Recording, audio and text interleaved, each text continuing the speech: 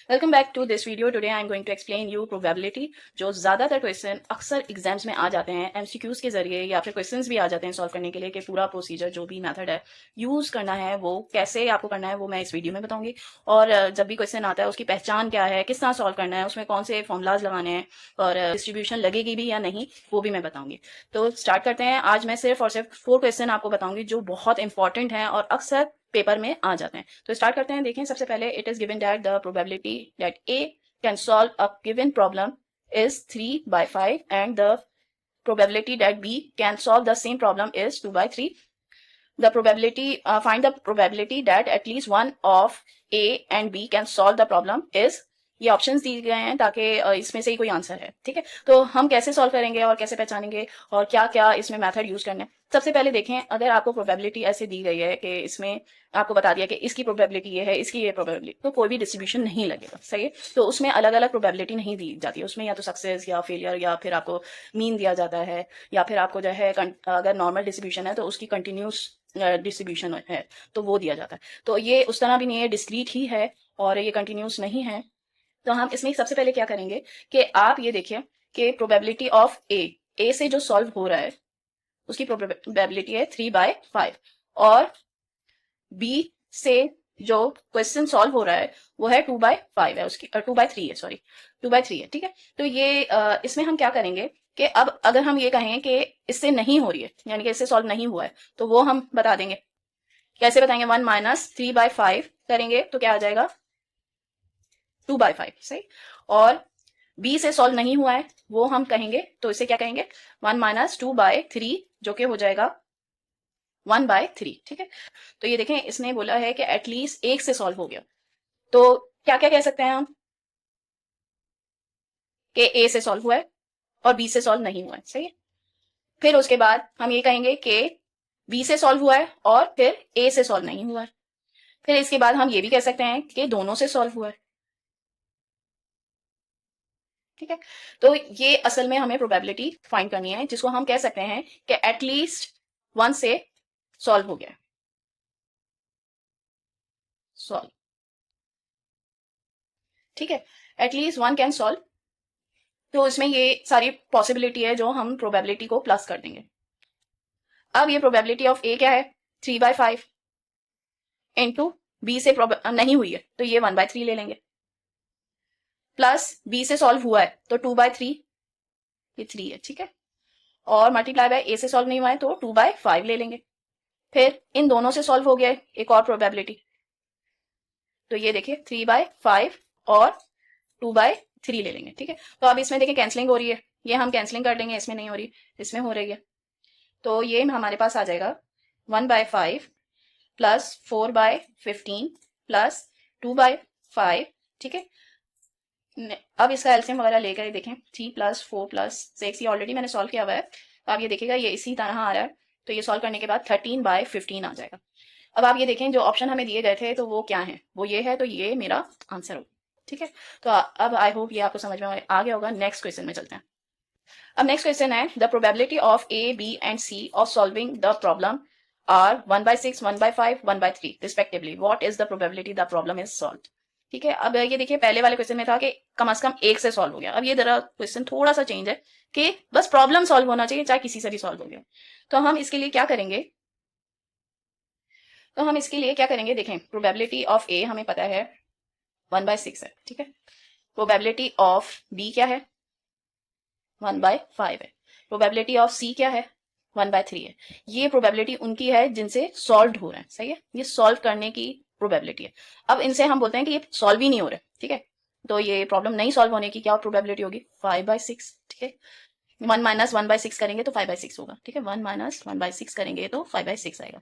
Probability के B से solve नहीं हुआ तो वो हम माइनस करेंगे 1/5 से। ठीक है, तो ये आ जाएगा 4/5 और फिर इसके बाद प्रोबेबिलिटी हम सी डैश की करेंगे, 1 - 1/3 क्या होगा? 2/3 हो जाएगा। तो अब हमें क्या मालूम करना है कि किसी से भी सॉल्व हुआ, problem is solved.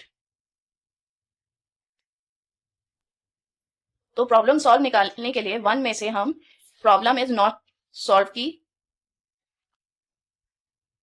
Not solve probability निकाल देंगे। तो वो कैसे निकालेंगे कि ए बी सी से सॉल्व नहीं हुई है, तो कैसे करेंगे, इसकी प्रोबेबिलिटी लेंगे 5/6 मल्टीप्लाई बाय 4/5, इसकी प्रोबेबिलिटी लेंगे, और इससे भी सॉल्व नहीं हुआ है 2/3, ये प्रोबेबिलिटी 1 से निकाल देंगे तो सॉल्व वाली आ जाएगी प्रोबेबिलिटी के इनसे सॉल्व हो गई है।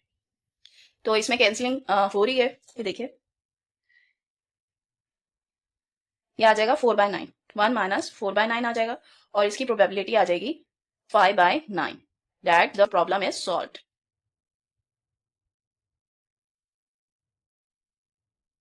ये हमारा आंसर है। नेक्स्ट क्वेश्चन करते हैं। ये क्वेश्चन अक्सर आ जाता है, ये थोड़ा सा डिफरेंट है और इसमें थोड़ी सी चेंजेस करके भी आ जाता है। अगर आपको ये क्वेश्चन आ जाएगा तो इसमें कोई भी नंबर चेंज होगा तो वो आपका आ जाएगा। 2 numbers are selected at random from integer 1 to through 9. If the sum is even, then what is the probability that the both number being odd? ये एमसीक्यूज में भी आ जाता है और सॉल्व करने के लिए भी आ जाता है, 2-3 मार्क्स पर आ जाता है। तो एमसीक्यूज में भी आता है तो आपको जल्दी जल्दी इसको सॉल्व करना होता है, तो इसकी आप प्रैक्टिस पहले ही सही कर लें तो जो है आप वहां पर सॉल्व कर सकते हैं, अदरवाइज नहीं कर सकते।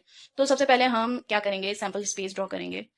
कैसे मालूम करना है, देखिए सबसे पहले हमें क्या बताया गया है कि sum is even, sum even होना चाहिए, ठीक है, और ऑड नंबर इसका, दोनों नंबर ऑड से ही वो इवन आया, ठीक है।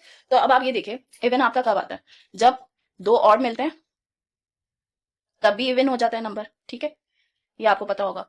और जब दो इवन मिलते हैं, इवन नंबर मिलते हैं तो तब भी इवन नंबर ही आंसर में आता है प्लस करके, ठीक है। तो ये आपको पता होगा, और इवन और ऑड मिलकर ऑड बनते हैं, तो वो तो हमें चाहिए नहीं, तो हमें ये वाले चाहिए। तो इसमें से क्या करेंगे, देखिए प्रोबेबिलिटी, पहले तो हम सैंपल स्पेस फाइंड करेंगे कि इतने वेज बन रहे हैं, तो वेज काउंट करने के लिए हम ये पहले कैलकुलेट करेंगे। सैंपल स्पेस बना लेते हैं कि क्या होगा, 1 के साथ करेंगे 1 3, 1 से 9 तक है ना, देखिए 1 2 टिल 9 तक है, ठीक है। तो 1 3 1 ऑड नंबर लेना है, ठीक है, ऑड नंबर ही लेंगे।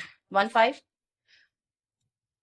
ऑड के साथ ऑड लेना है और इवन के साथ इवन लेना है। 1 सिर्फ पहले मैं 1 1 वाले ही ले रही हूँ, सही है, और रिपीट नहीं करना है, 1 के साथ 1 नहीं रखना है या 3 के साथ 3 नहीं रखना है, तो रिपीट वाले नहीं होने चाहिए, और ऑड के साथ ऑड लेना है और इवन के साथ इवन लेना है, ठीक है। अब इसके बाद आएगी 2 की बारी, 2 के साथ आपको इवन ही लेना है, तो मैं इवन ये लेते जाऊंगी,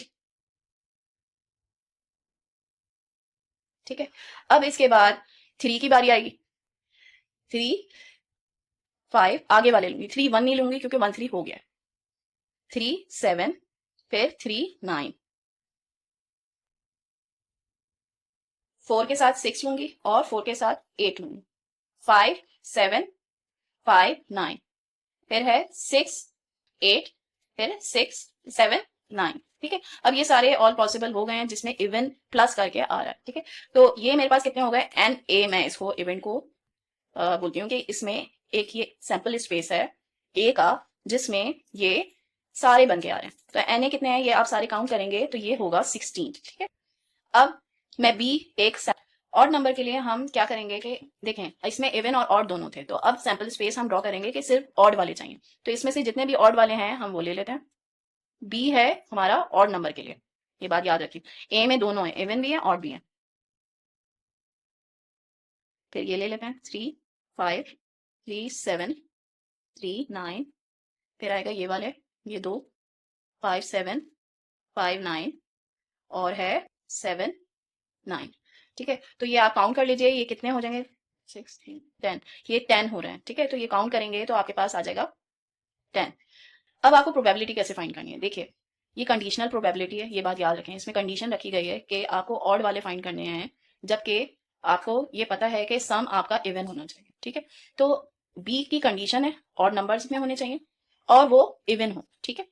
तो फिर अब क्या करेंगे, इसका फॉर्मूला है ए इंटरसेक्शन बी, या आप ये कह सकते हैं, ये देखें ये जो बी है ना ये ए इंटरसेक्शन भी कहला सकता है, ठीक है, एन ऑफ ए इंटरसेक्शन। आप इधर प्रोबेबिलिटी ऑफ बी भी लिख सकते हैं, तो ये भी लिख सकते हैं, और ये प्रोबेबिलिटी ऑफ ए से डिवाइड करेंगे, तो ये देखें n of a intersection b divided by number of sample size, जो टोटल सैंपल साइज जो इसमें ऑड इवन सब आएगा, तो वो तो बहुत बड़ा था, वो हमने इसमें ड्रॉ नहीं किया था और वो जरूरत भी नहीं है।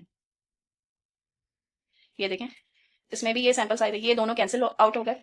फिर हमारे पास क्या आ जाएगा, n of a intersection b divided by n of b, तो ये हमारे पास आ जाएगा, ये हमारे पास कितना है 10, ठीक है, और डिवाइडेड बाय इसको 16 करेंगे। अब ये कैंसिल आउट कर देंगे तो ये क्या आ जाएगा 5/8, ये हमारा आंसर होगा।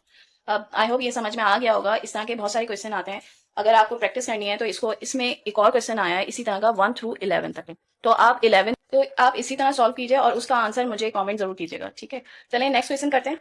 ये लास्ट क्वेश्चन है और ये क्वेश्चन भी अक्सर आ जाता है, इसमें थोड़ा बहुत चेंज करके भी आ जाता है और इसी तरह भी आ जाता है, एमसीक्यूज में भी आ जाता है और क्वेश्चन सॉल्व करने के लिए भी आ जाता है। तो assume that in a family each child is equally likely to be a boy और a girl. A family with 3 children is chosen at random. एक फैमिली है, उसको चूज किया है कि 3 चिल्ड्रन है उनके, यानी कि कोई भी ऐसी फैमिली हम चूज करेंगे जिसमें 3 बच्चे जरूर, ठीक है। What is the probability the eldest child is a girl that the family has at least 1 girl. तो इसमें प्रोबेबिलिटी हमें फाइंड करनी है कि जब सबसे बड़ा जो चाइल्ड है वो गर्ल हो और फैमिली में एटलीस्ट 1 गर्ल जरूर होनी चाहिए।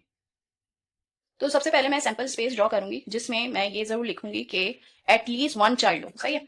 तो एटलीस्ट 1 चाइल्ड गर्ल जरूर हो, ठीक है। तो गर्ल के लिए मैं जी डिनोट करूंगी और बॉय के लिए बी, ठीक है। तो ये पहला है, ठीक है। इसमें मैंने जी पहले रखा है और दोनों बॉय हैं, पहली गर्ल है और मैं वो सैंपल स्पेस ड्रॉ कर रही हूँ जिसमें गर्ल जरूर हो और बॉय यानी कि कभी बॉय हैं भी नहीं और हैं भी, ठीक है। तो सारा सैंपल स्पेस नहीं ड्रॉ करी कि जिसमें सारे बॉय हों, वो वाला नहीं ड्रॉ कर रही। तो ये गर्ल है, फिर बॉय है, फिर गर्ल है, फिर इसमें 3 गर्ल्स आ जाती हैं, ठीक है। वो वाला भी ले लिया है मैंने। एक में मैंने लिया है कि फर्स्ट गर्ल नहीं है और फर्स्ट गर्ल नहीं है, फिर दूसरा गर्ल है और फिर बॉय है, फिर तीसरे में है कि बॉय है, फिर गर्ल है, फिर गर्ल है, फिर बॉय है और गर्ल है, ठीक है। एटलीस्ट 1 गर्ल जरूर होनी चाहिए। फिर मैं एक और ड्रॉ करूंगी जिसमें गर्ल है, दोबारा गर्ल है और फिर बॉय है, सही। तो ये सैंपल स्पेस मेरे बन गए हैं। अब मैं दूसरा ड्रॉ करूंगी जिसमें पहले मैं ये लिख देती हूँ कि एनए कितने हैं। एनए टोटल मेरे ये देखें 1 2 3 4 5 6 7 है, ठीक है।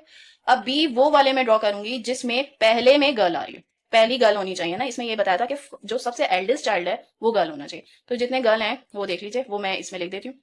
आप चाहें तो काउंट करके भी लिख सकते हैं, डायरेक्ट भी लिख सकते हैं। अब ये ले लेते हैं जी बी जी जी जी और ये है जी। इसमें बॉय है, इसमें बॉय है, इसमें बॉय, ये भी नहीं लेंगे, ये वाला ले लेंगे, ठीक है। तो ये मेरा sample space for b draw हो गया और इधर मैं काउंट करके लिख देती हूँ कि कितने हैं। तो ये हैं टोटल 4, ठीक है। तो ये ड्रॉ हो गया। अब क्या करेंगे, प्रोबेबिलिटी हम फाइंड करेंगे कि एल्डेस्ट चाइल्ड हो, eldest child is green and the family has at least 1, ठीक है। Eldest child is girl and at least 1 girl. तो इसमें क्या होगा कि प्रोबेबिलिटी ऑफ बी ले लेंगे, ठीक है, डिवाइडेड बाय प्रोबेबिलिटी ऑफ ए ले लेंगे। ये कंडीशनल प्रोबेबिलिटी है जिसको हम ये भी कह सकते हैं प्रोबेबिलिटी ऑफ बी बाय ए, ठीक है, ऑन ए। तो ये आपको लेनी होगी और इसमें ऊपर 4 आएगा, नीचे 7 आएगा और ये आपका आंसर आएगा। वीडियो अच्छी लगी तो लाइक शेयर सब्सक्राइब जरूर कर दीजिएगा। आज मैंने 4 क्वेश्चन आपको ये वो सिखाए हैं जो अक्सर क्वेश्चन एग्जाम्स में जरूर आ जाते हैं। तो सब्सक्राइब जरूर कर दीजिएगा और कमेंट कीजिएगा और आगे के लिए भी जो इंपॉर्टेंट क्वेश्चन के लिए जरूर सब्सक्राइब कीजिएगा ताकि आपको आगे वीडियोस मिलती रहें। Thank you.